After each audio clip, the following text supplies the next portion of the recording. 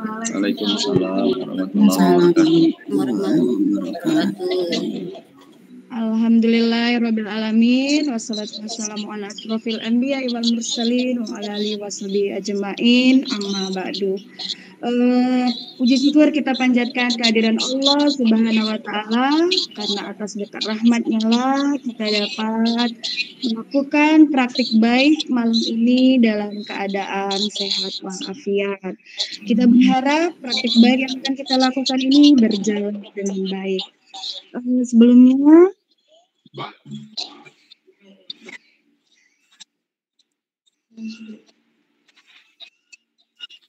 yang terhormat Ibu Kepala Sekolah SMA Negeri 1 Rambutan, Ibu Dr. Henda Yuliantini, Magister Manajemen.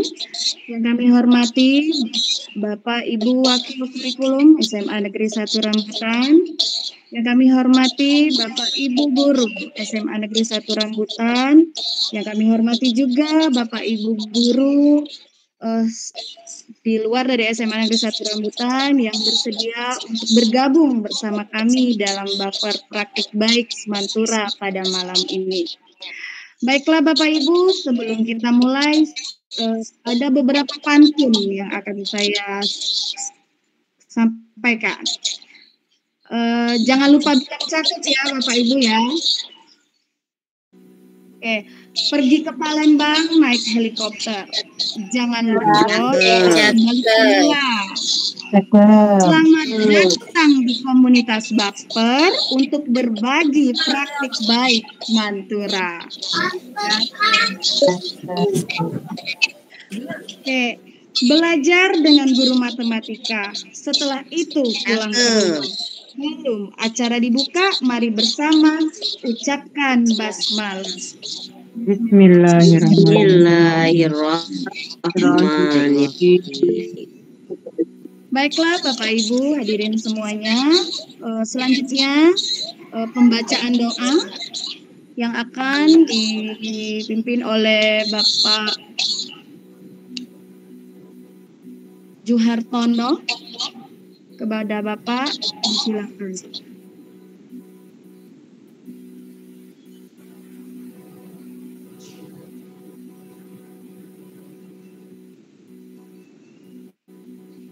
Oh, sepertinya Pak Juhartono belum bergabung ya, Bapak Ibu semuanya.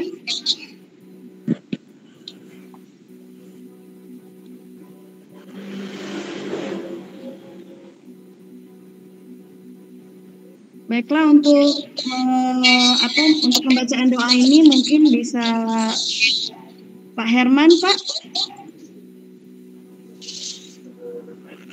Baik Bapak Ibu sekalian, untuk mengawali kegiatan kita pada malam hari ini, dan semoga Allah Subhanahu wa taala senantiasa memberikan kita ridho atas pekerjaan kita, dan semoga Allah Subhanahu wa taala pun melindungi kita semua. A'udzu billahi minasyaitonir rajim. Bismillahirrahmanirrahim. Allahumma shalli ala sayyidina Muhammad wa ala ali sayyidina Muhammad sayyidina wal akhirin wa radhiyallahu an sayyidil rasulillahi ajma'in walhamdulillahi rabbil alamin. Hamdan syakirin hamdan na'imin hamdan yu'afi ni'amah wa yukafi'u mazidah. Ya Rabbana lakal hamdu kama yanbaghi li jalali wajhika al-karimi wa 'azimi sultanik. Allahumma ighfir lana wa liwalidayna warhamhum kama rabbawna shighara. Allahumma taqabbal minna innaka antas samiul alim wa tub 'alaina innaka antat tawwabur rahim. Rabbana zalamna anfusana wa illam taghfir lana wa tarhamna lanakunanna minal khasirin. Rabbi zidna ilma warzuqna fahma. Rabbana atina fid dunya hasanah wa fil akhirati hasanah wa qina adzabannar. Bi fadlika subhanaka rabbika rabbil izzati amma yasifun wa salamun alal mursalin walhamdulillahi rabbil alamin. Alhamdulillahirabbil alamin. Amin amin ya rabbal alamin. Baiklah Ibu hadirin semua, selanjutnya sebelumnya saya akan menyampaikan tema pada praktik baik pada malam hari ini, yaitu merancang pembelajaran berdiferensiasi. Pematerinya itu Bapak kita Herman Saputra SPD. Baiklah Bapak Ibu, sebelum kita mendengarkan materi kita, selanjutnya akan ada kata sambutan dari Ibu Kepala Sekolah SMA Negeri 1 Rambutan sekaligus pembina praktik baik Semantura. Kepada Ibu Dr. Henda Yuliantini, Magister Manajemen, disilakan. Terima kasih Bu Nindi sebagai pembawa acara. Bismillahirrahmanirrahim. Assalamualaikum warahmatullahi wabarakatuh. Selamat datang di Kombel Baper Baik Semantura. Terima kasih kepada Ketua Kombel Bapak Juanda Firza, Koordinator Ibu Rika Hernita, dan narahubung Ibu Baria yang sudah memberikan fasilitasi untuk kegiatan pada malam hari ini.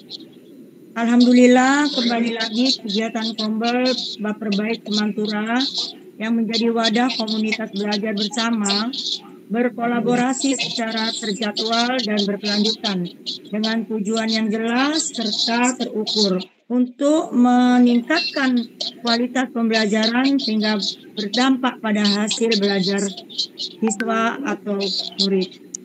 Komunitas belajar dilaksanakan dengan dua fokus, yaitu Kombel berpusat pada pembelajaran murid dan Kombel yang berpusat pada peningkatan kompetensi GTK, guru, dan tenaga pendidikan.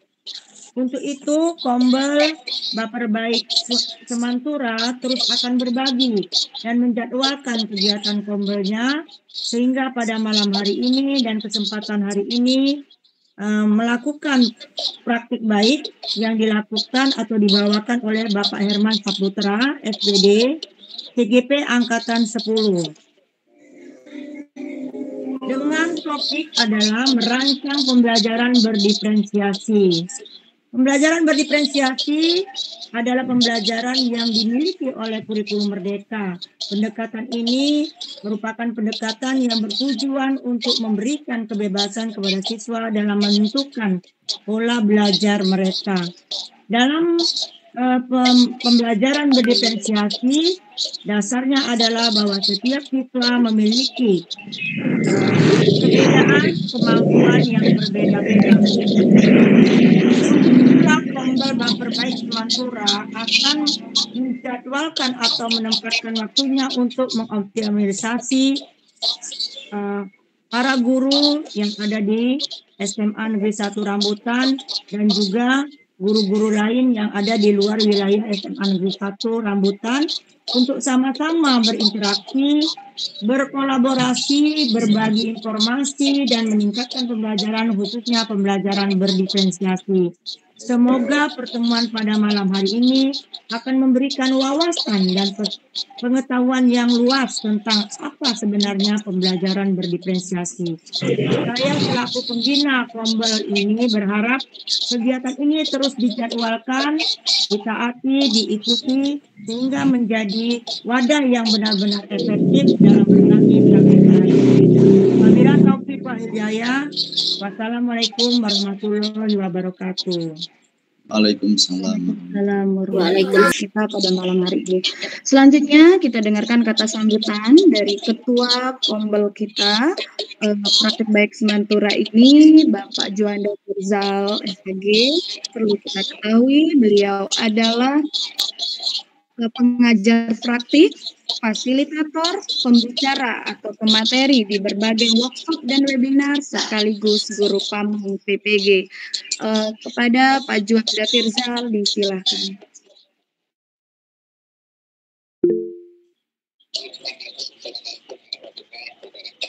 Waalaikumsalam warahmatullahi wabarakatuh.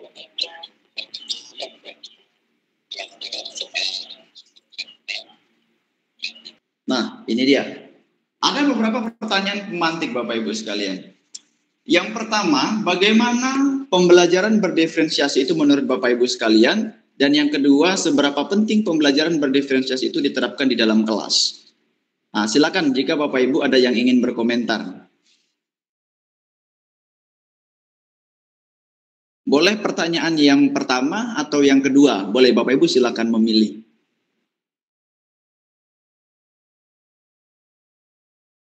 Mana nih? Silakan raise hand Bapak Ibu. Menanggapi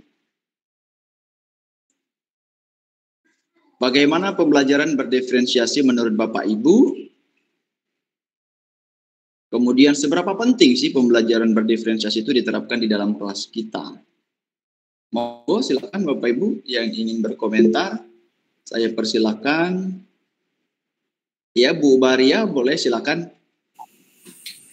Baik, terima kasih Pak Herman atas kesempatannya. Mungkin menurut pendapat saya, ini Pak Herman ya.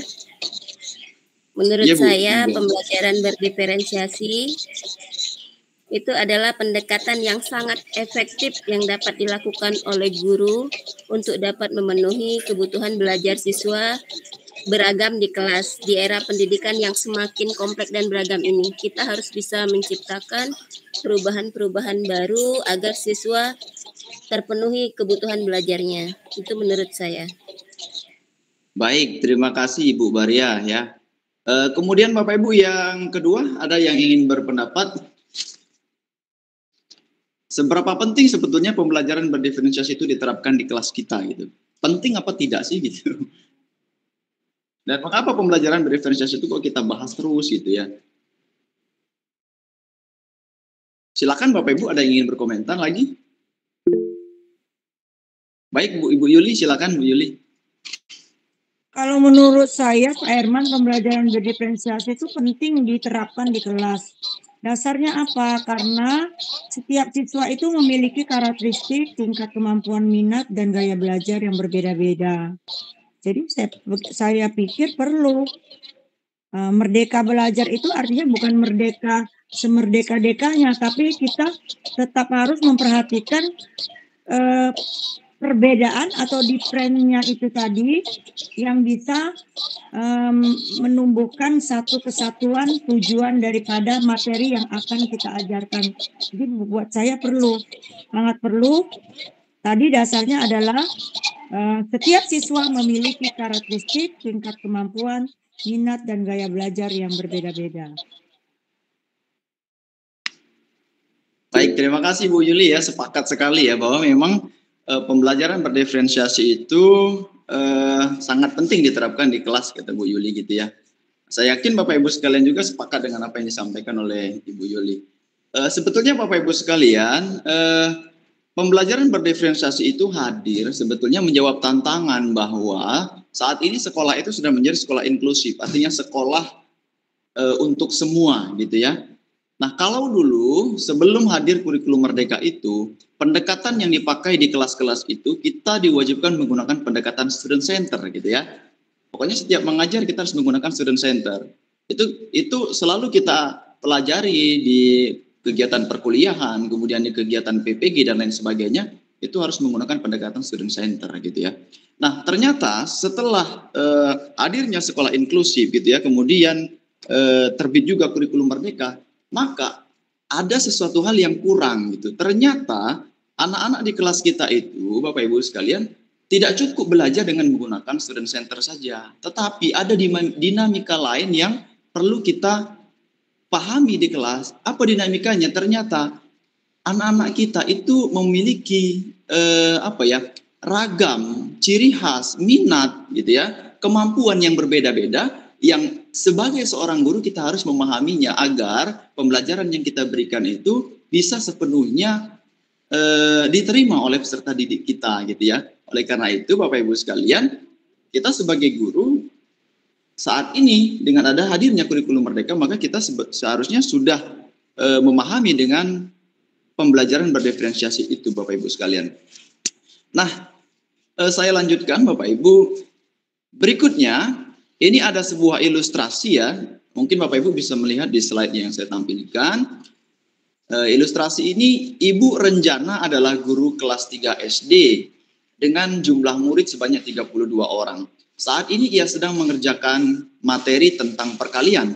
Saat diberikan tugas menyelesaikan soal-soal perkalian, di antara 32 murid di kelasnya tersebut, Bu Renjana melihat ada 3 murid yang selesai lebih dulu. Karena dia tidak ingin ketiga anak ini ya tidak ada pekerjaan dan malah mengganggu murid lainnya, akhirnya ia memberikan lembar kerja tambahan untuk 3 anak tersebut.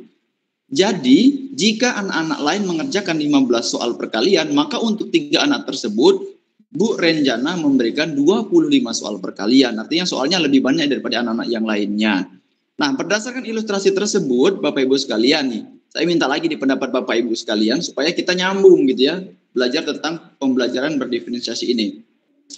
Menurut Bapak Ibu, apakah strategi yang dilakukan oleh Ibu Renjana ini tepat? Jika iya, mengapa? Dan jika tidak juga mengapa? Nah, gitu Bapak Ibu ya. Nah, ini berhubungan dengan pembelajaran berdiferensiasi. Kemudian yang kedua, apakah ada alternatif lain yang mungkin dapat dilakukan oleh Ibu Renjana semestinya? Kemudian yang ketiga, jika Anda adalah Ibu Renjana, apa yang akan Bapak Ibu lakukan? Nah, silakan Bapak Ibu yang ingin menanggapi untuk pertanyaan 1, 2, dan 3 boleh memilih. Boleh juga semuanya. Menjawab, nanti akan mendapatkan hadiah dari panitia. Nanti hubungi saja panitianya. Menurut Bapak Ibu gimana nih kasusnya Ibu Renjana ini? Apakah Bapak Ibu sepakat sudah tepat ataukah belum tepat? Kalau tepat, mengapa? Kalau tidak, mengapa? Nah ini. Silakan Bapak Ibu dikomentari.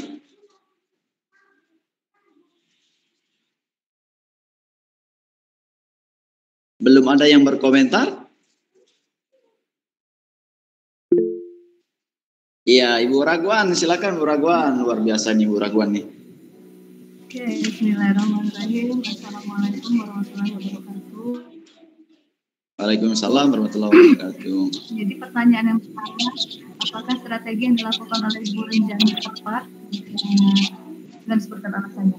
Strategi yang Ibu Renjani lakukan ini kurang tepat. Karena kenapa? Di dalam kelas 3 orang siswa ini memiliki level yang berbeda dari siswa lainnya. Jadi dia lebih cerdas, kemampuannya lebih setingkat lebih tinggi daripada teman yang lainnya. Sehingga seharusnya yang dilakukan oleh Ibu Renjani melibatkan siswa yang pintar tersebut, menggabungkan dengan membagi menjadi 3 kelompok, dan siswa yang pintar tadi itu digabungkan dengan siswa yang memiliki kemampuan yang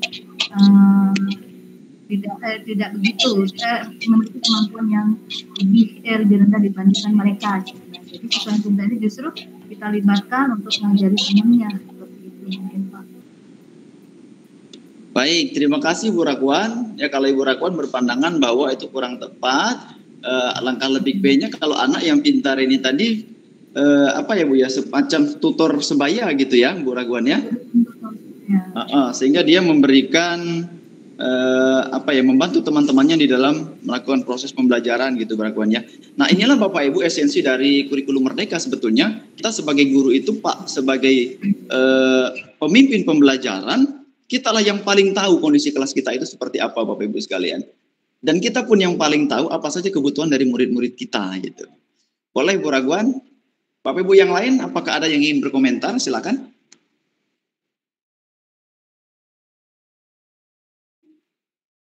Jika tidak ada, saya lanjutkan ya Bapak Ibu sekalian. Berikutnya Bapak Ibu, nah di dalam pembelajaran berdiferensiasi ini masih ada beberapa miskonsepsi tentang pembelajaran berdiferensiasi Bapak Ibu sekalian. Saya yakin rekan-rekan guru tentunya Bapak Ibu yang sedang melaksanakan PPG ataupun yang sudah melaksanakan PPG ya, baik di piloting 1 sampai dengan piloting 3 ini sudah sangat familiar sekali dengan pembelajaran berdiferensiasi. Mungkin Bapak Ibu sudah ngelotok kering gitu ya dengan materi-materi pembelajaran berdiferensiasi. Saya juga sudah pernah beberapa kali membaca jurnal-jurnal yang sudah Bapak Ibu buat gitu ya, dan jurnal-jurnalnya sangat luar biasa, bagus-bagus sekali bagaimana proses penerapan pembelajaran berdiferensiasi yang Bapak Ibu rancang gitu ya.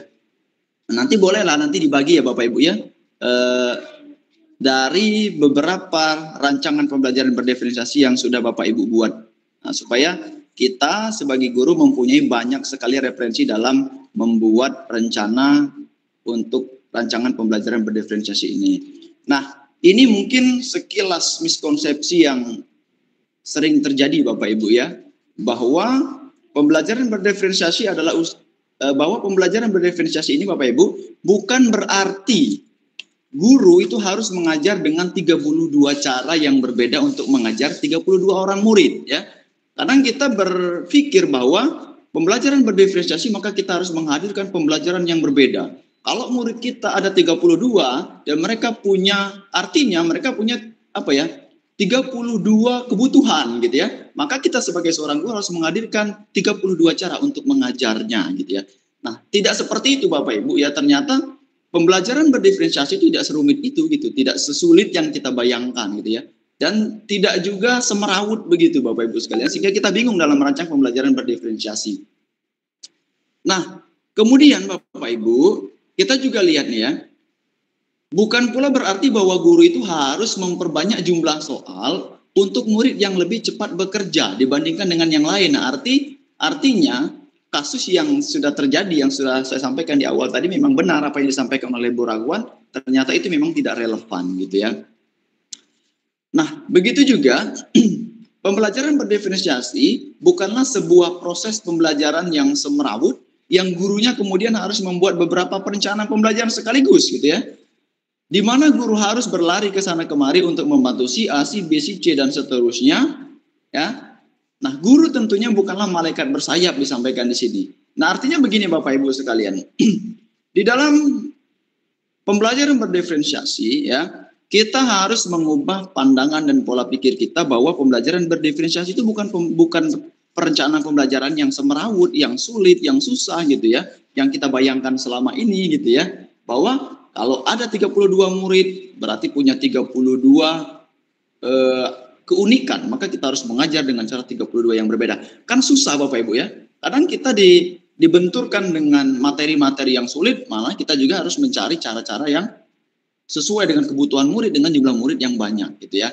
Nah, lalu bagaimana sebetulnya pembelajaran berdiferensiasi itu? Nah, kita lanjutkan ya Bapak Ibu sekalian.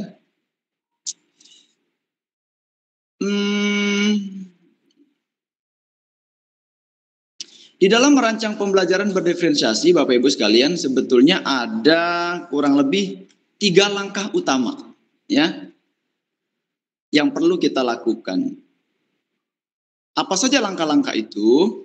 Nah, yang pertama Bapak Ibu, kita harus paham terlebih dahulu tentang apa itu pembelajaran berdiferensiasi, dan saya tidak akan mengulasnya lagi karena saya yakin Bapak Ibu semua sudah sangat paham dengan pembelajaran berdiferensiasi itu. Nah, kemudian langkah yang kedua adalah kita harus mengetahui dulu kebutuhan belajar murid gitu ya, supaya kita bisa mengaturkan pembelajaran berdiferensiasi itu sesuai dengan konteksnya. Nah, Bapak Ibu sekalian, kebutuhan murid itu bisa dilihat dari mana sih gitu ya. Ternyata kebutuhan murid itu bisa dilihat dari kesiapan belajarnya, dari minat, dan dari profil belajar murid. Saya yakin ini juga Bapak Ibu sudah sangat memahaminya. Apa itu kesiapan belajar murid, apa itu minat murid, apa itu profil belajar murid. Nah, oleh karena itu saya tidak akan mengulasnya, saya akan lanjutkan saja Bapak Ibu di sini.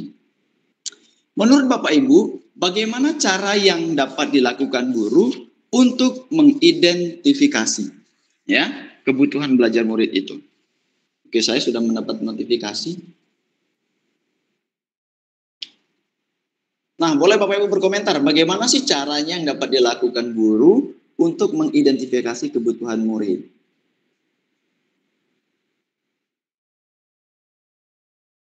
Silakan Bapak Ibu.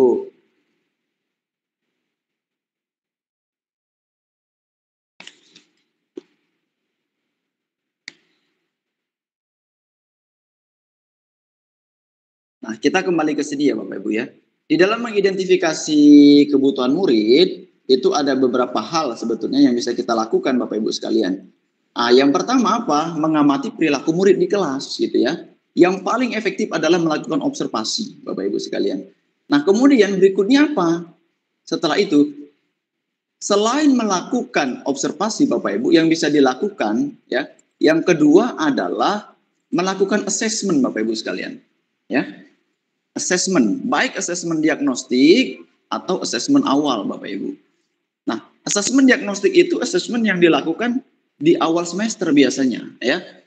Yang dilakukan secara non kognitif gitu ya. Sementara assessment awal itu biasanya dilakukan di awal pembelajaran untuk mengetahui pemahaman peserta didik terkait materi pembelajaran yang akan kita sampaikan. Nah, dari situ kita bisa tergambar Bapak Ibu kebutuhan-kebutuhan murid. Nah, kalau sudah kita mendapatkan data yang pas ya terkait kebutuhan-kebutuhan murid, baru berikutnya kita bisa merancang pembelajaran berdiferensiasi. Nah, apa yang harus kita lakukan? Yang pertama, ya di dalam merancang pembelajaran berdiferensiasi itu sebetulnya tidak ada template yang khusus Bapak Ibu. Tidak harus, ini templatenya begini-begini, tidak gitu ya. Yang jelas di dalam pembelajaran, dalam merancang pembelajaran berdiferensiasi itu ada identitasnya yang pertama Bapak Ibu sekalian.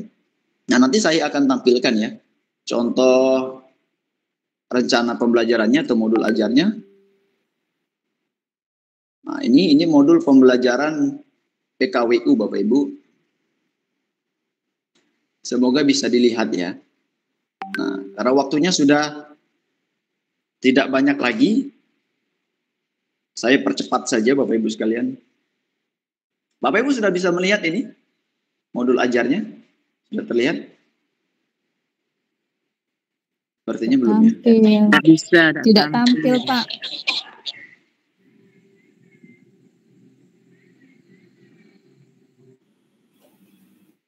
Oke.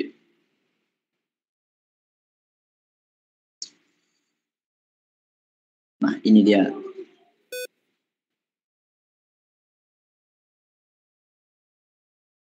Ini dalam PDF ya Bapak Ibu. Saya tampilkan supaya lebih jelas. Tampil ya. Berarti tidak kelihatan Pak, tidak tampil. Di yang Herman Saputra ini. Nggak ada namanya. Keluar dulu Bu, masuk lagi baru tampil dia. Baru daftar isi. Ada. Daftar isi. Ada Pak, sudah keluar Ada ya. Ya. Ada. Disusun oleh Herman Saputra. Waduh berarti. Ada. Baik. Aduh. Itu tapi di mana posisinya?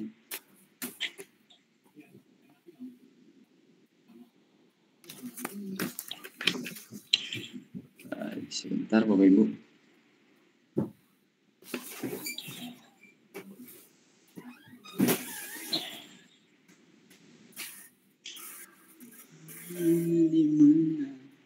Nah, Bapak Ibu ya. Nah, ini sebenarnya tidak harus ada daftar isi sih Bapak Ibu ya. Sebenarnya modul itu tergantung kita yang membuat ini supaya bagus saja, supaya enak. Kemarin kita kebetulan sudah belajar membuat e-modul itu menggunakan flipbook. Nah, jadi kita aplikasikan di sini. Ini ada flipbooknya sudah ada sebetulnya, tapi karena internetnya daripada lama, kita tampilkan apa adanya saja. Supaya kita paham aja dulu bagaimana sebetulnya merancang pembelajaran berdiferensiasi itu. Sebetulnya tidak ada template yang pasti ya Bapak Ibu ya. Yang jelas di dalam merancang pembelajaran berdiferensiasi itu seperti biasa, ya seperti RPP biasa, modul ajar biasa, harus ada identitas modulnya Bapak Ibu. Ya. Nah, kalau kata pembicara itu, kenapa harus ada identitas modulnya ya supaya kalau kececer kita tahu itu punya siapa kan, itu. Nah kemudian menampilkan CP Bapak Ibu ya, capaian pembelajaran. Kalau Bapak Ibu mengajari fase E, kemudian ya CP-nya fase E, gitu ya. Ini kebetulan di PKWU itu di kelas 12 itu ada fase F, kemudian elemennya observasi dan eksplorasi Bapak Ibu ya. Nah kita tampilkan juga di sini ada profil pelajar Pancasila ya. Di dalam modul itu harus ada profil pelajar Pancasila karena salah satu muatan dari kurikulum mereka adalah mencapai ya dimensi profil pelajar Pancasila. Nah, dalam modul ini dimensi yang dikembangkan apa? Akhlak kepada alam, kemudian berkebinekaan global dan bernalar kritis, gitu ya. Nah, selanjutnya sarana dan prasarana seperti biasa. Nah, ada targetnya Bapak Ibu, ya. Target peserta didik. Nah, di sinilah kita memasukkan rancangan pembelajaran kita itu mau seperti apa, ya. Nah, kalau di sini kebetulan target saya ini peserta didik memahami materi pemetaan kebutuhan pembelajaran itu berdasarkan kesiapan belajar peserta didik, Bapak Ibu ya. Nah, saya menggunakan kesiapan belajar untuk mengetahui kebutuhan siswanya, ya. Nah, Bapak Ibu dalam mengetahui kebutuhan siswa, kalau mau dari kesiapan belajar siswa ini bisa kita lakukan pretest di awal juga bisa, atau kita lakukan asesmen awal ya, bentuknya pretest gitu ya. Nah berikutnya kita bagi. Nah di sini Bapak Ibu kita sering miskonsepsi juga gitu ya.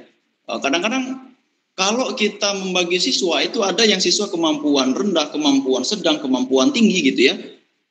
Nah itu kalau beberapa modul kita perhatikan, termasuk jurnal kawan-kawan juga ada yang seperti itu, yang membagi siswa rendah, sedang, dan tinggi. Sementara ada beberapa orang gitu ya menganggap bahwa itu diskriminasi terhadap anak. Kita tidak boleh gitu ya.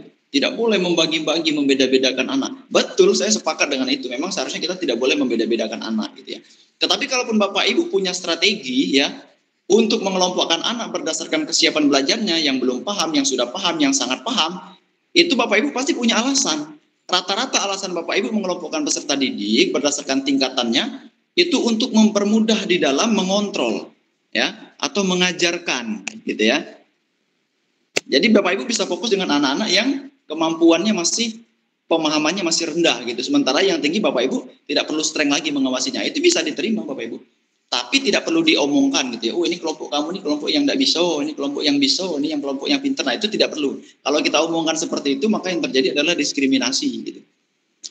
Tapi kalau saya di dalam pembelajaran ini membagi sesuai dengan kebutuhan belajar siswa ini Bapak Ibu, sesuai dengan kesiapan belajar siswa ini, justru saya yang pintar dengan yang maksudnya yang sudah memiliki kemampuan pembelajarannya baik dengan yang belum bagus, itu saya gabungkan. Kenapa? Supaya mereka bisa belajar, gitu ya. Alasannya apa? Karena siswa kita, Bapak Ibu, kalau kita kelompokkan yang tidak bisa dengan tidak bisa, dia akan menjadi kelompok besar yang tidak bisa, gitu.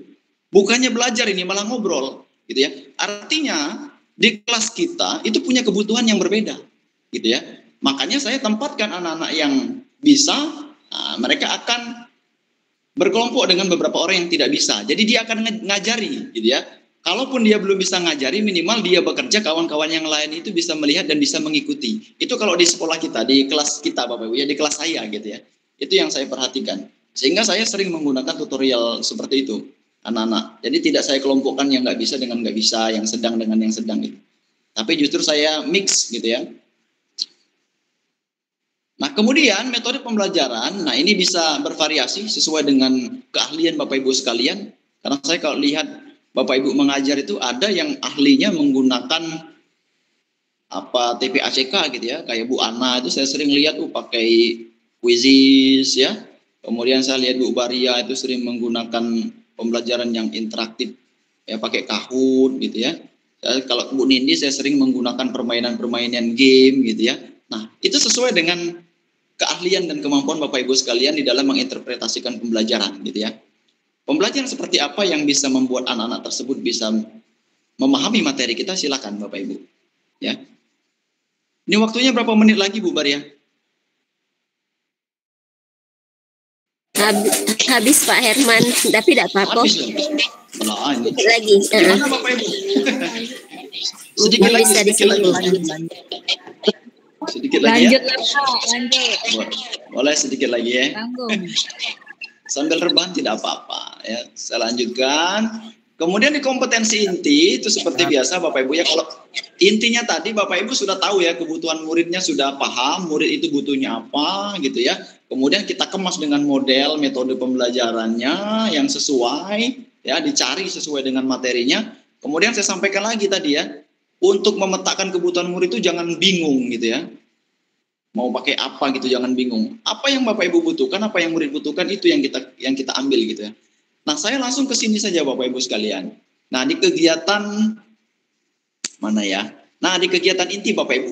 Di dalam pembelajaran berdiferensiasi itu kan harus terlihat ya. Ada diferensiasi konten, ada diferensiasi proses, kemudian ada juga diferensiasi produk. Nah, tiga ini harus kelihatan. Ya, tiga ini harus kelihatan. Nah, di sinilah kadang terjadi miskonsepsi juga, bingung gitu ya. Apakah kita harus menghadirkan pembelajaran berdiferensiasi konten itu berarti harus ada yang tampilan bentuk video, ada tampilan bentuknya teks, ada tampilan bentuknya kinestetik, gerak-gerak gitu ya, dan lain sebagainya. Ya sebetulnya tidak begitu juga Bapak Ibu ya, tidak harus seperti itu gitu ya. Nah, kalau misalkan tadi saya mengambil pembelajarannya itu berdasarkan dengan kebutuhan murid yang diambil berdasarkan kesiapan belajarnya gitu ya.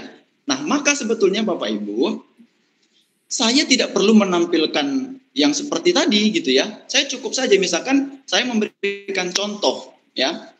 Memberikan contoh anak tentang kalau di PKWU itu mungkin membuat apa ya yang kalau di PKW itu yang paling gampang itu misalkan membuat prakarya gitu ya. Nah, memang ada anak-anak yang kita kasih contoh gitu ya. Oh ini loh nak gitu ya, prakarya yang terbuat dari bahan plastik gitu ya. Anak-anak ada yang dari mengamati dia sudah tahu. Ada juga anak-anak yang dari gambar sudah tahu. Tapi ada juga anak-anak yang harus pegang, harus lihat, baru dia ngerti gitu ya. Nah artinya apa? Dengan Bapak Ibu memberikan contoh yang berbeda, itu sudah berdiferensiasi konten sebetulnya. Tidak harus dalam bentuk video. Ya, misalkan Bapak Ibu ngasih contoh tentang, oh ini bentuk mencari kubus, mencari luas kubus itu, Bapak Ibu gambarkan di papan tulis gitu ya. Oh ini gitu ya. Ada anak yang nggak ngerti loh Bapak Ibu gitu ya. Maka Bapak Ibu cari contoh yang lain. Nah, contoh yang lain apa misalkan? Bapak Ibu ambil misalkan apa yang berbentuk kubus, kotak apa gitu ya. Oh ini bentuk kubus. Ada juga akhirnya ada yang tadi nggak ngerti dari gambar yang Ibu sampaikan, dengan melihat apa yang Ibu pegang dia tahu, oh itu dia kubus gitu ya. Nah, artinya pembelajaran berdiferensiasi konten itu Bapak Ibu ya tidak muluk-muluk. Kita menghadirkan contoh dengan contoh yang berbeda saja, yang berbeda-beda itu sudah berdiferensiasi konten gitu ya. Intinya adalah bagaimana anak itu bisa paham dengan materi yang kita sampaikan. Itu saja. Dengan memperhatikan kebutuhan murid gitu. Nah ini kalau yang saya buat ya. Nah nanti boleh dilihat saja Bapak Ibu sekalian.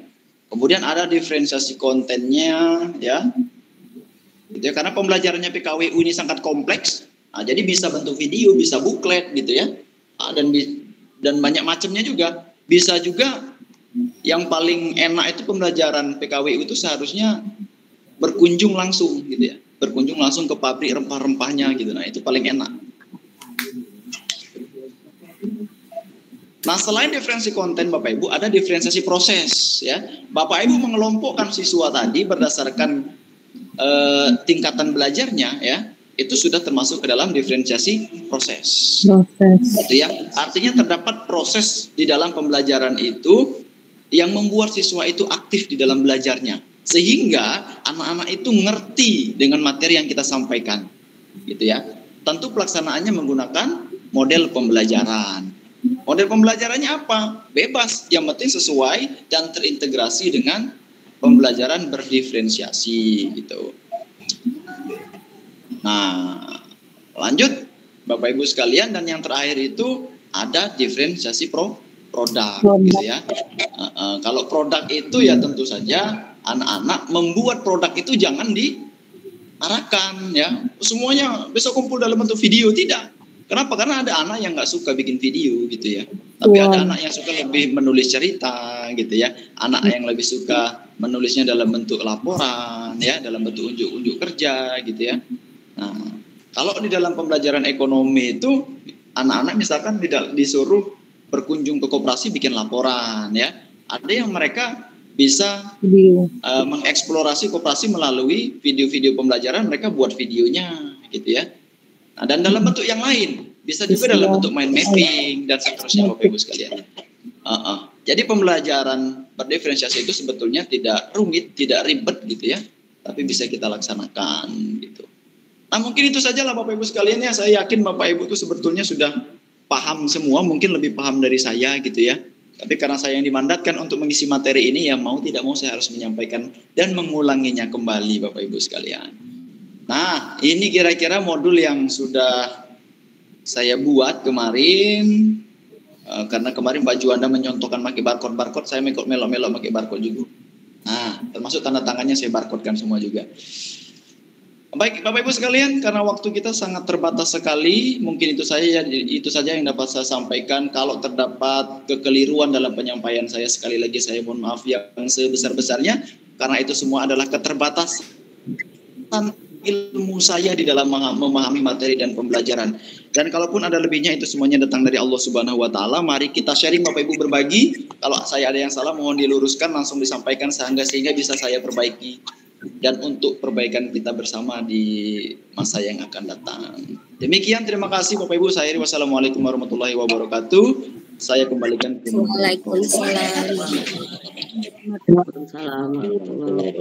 Waalaikumsalam warahmatullahi wabarakatuh. Pada Pak Herman yang telah memberi